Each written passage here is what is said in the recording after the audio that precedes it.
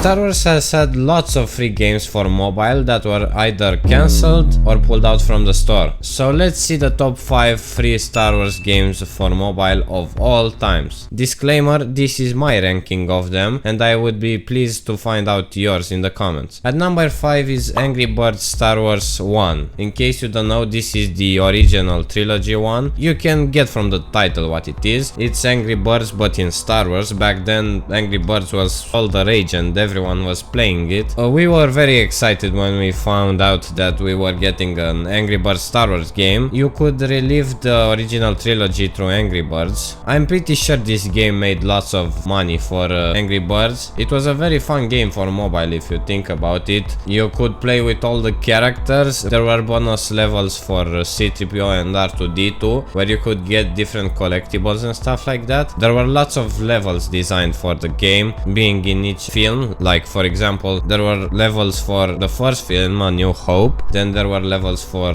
Empire Strikes Back and then Return of the Jedi, and you could just play the whole original trilogy if you wanted. I have spent lots of hours on this game, especially when I was traveling with a plane, because it was very entertaining and you could just kill time with it. Let's move to number 4, and that is Star Wars Galaxy of Heroes. The interesting part about this game, we are talking now about the lists of all-time best Star Wars games that were free for mobile, and yet Star Wars Galaxy of Heroes is the only one that has survived all of these. This is the only game that you can download on Play Store at the moment. I'm really amazed how this is possible. Star Wars Galaxy of Heroes has almost all of the main Star Wars characters, like there are around 300 characters in the game, even more. You can see that the roster is huge. All these characters have different abilities and kits that make them synergize with other characters, and 5 characters make a team and that team could have different types of synergies. It has very interesting gameplay, and if you like these kinds of games where it's turn-based and you need to know all the abilities and try to use different counters to teams and stuff like that, I actually am playing this game at the moment, even though not many Star Wars fans are playing it, because it has a huge microtransaction problem. All of the packs that they put on store for like $15 maybe, that's the low price, they have odds on them, so you have an odd of getting very good characters and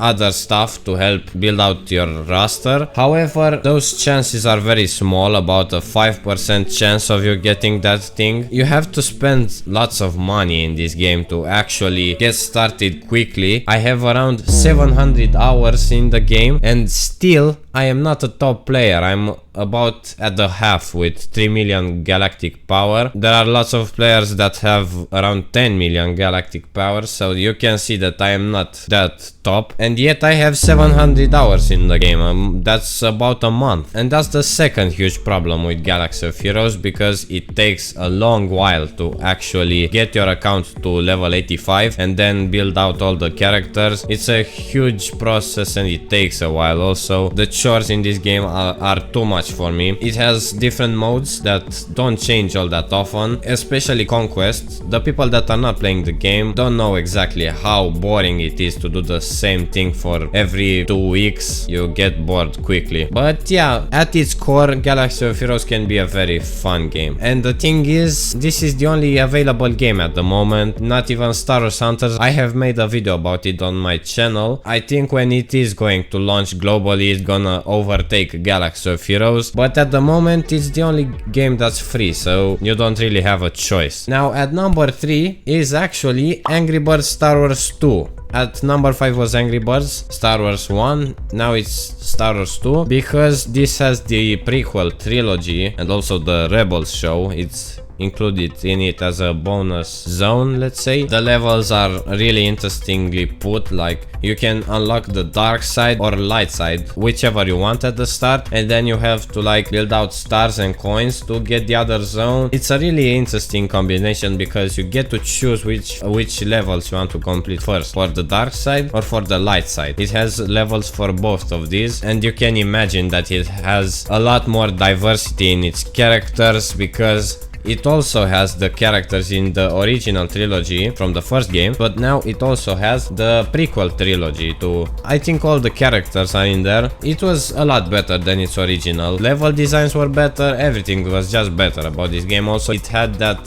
thing where you could buy Angry Birds Star Wars in real life and put them into the game. I'm not sure exactly how it was called, something with pods. I'll put it on screen if I found it. When I went on vacation around 4 years ago, this was the only game I played because we had no Wi-Fi there and the roaming was just expensive, so we didn't use cellular connection all that much. It's basically my childhood and that's why it's better than the original. So now I've got to question, why were these games pulled out? Like, what has Angry Birds Star Wars and Star Wars 2 done to get pulled out of the store? What is wrong with Rovio? Why did they decide to just pull them out? I have once wanted to download this game and I just couldn't do it. I had to download an APK, that's the only way to actually do it. I'm not sure exactly why they pulled it out. Maybe they weren't making enough money or something. It is just a shame. At number 2 is Star Wars Commander. In case you don't remember this game or you haven't played it, it had the Clash of Clans like gameplay. It was almost a copy of Clash of Clans. However, it had the Star Wars skin and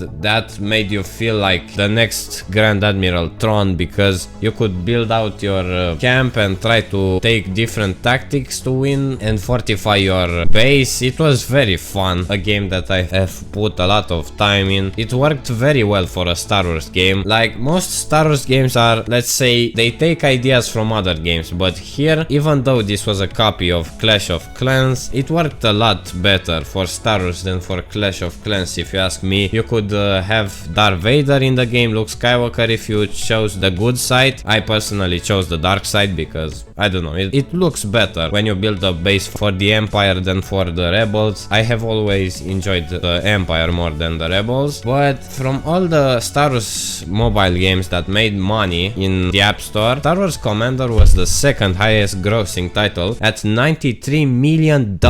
Again, I have the same questions as I had with Angry Birds 1 and 2. Why was it shut down in 2020? What was the point of that? It made $93 million. Why would you want such a game to shut down? It is not known yet. I have searched everywhere on the internet. There are a few theories, but nothing concrete from the developers. They just decided to shut it down for some reason. We still don't know. That's a lot of Star Wars games have this fate, especially if they are for mobile and they are free. There are a lot of Star Wars games that just got cancelled or pulled out from the store. It's just the worst when this happens and you can't even play it. Tell me in the comments if you have ever played this game because it was really fun. And here comes number 1 and that is Star Wars Force Arena. Again, copying Supercell. It had Clash Royale type gameplay. We also have another Star Wars game that has Clash Royale type gameplay. This is actually a one-on-one copy. If you know what I'm talking about, it is Lego Star Wars Battles, I think it's called. But you have to pay for it in the Apple subscription. I'm not an Apple user, so I don't know exactly how it works, but something like that, so it is not free. But Star Wars Force Arena, again, a very successful game, at least at the start. It had Clash Royale like gameplay, but it wasn't exactly a copy. They had their own features. Actually, if I think about it, only the main idea was like Clash Royale, but the gameplay not so much. It was very different. It had lots of iconic characters that you could play with, like the Grand Inquisitor and Daphra. If I remember correctly, also Darth Vader was in the game and a lot more characters. It was a really fun game. If I were to choose between Star Wars Commander and Force Arena, this is the one that I would have chosen to stay, but they would have had to make lots of changes to it because unfortunately it was pay to win. At launch it wasn't, but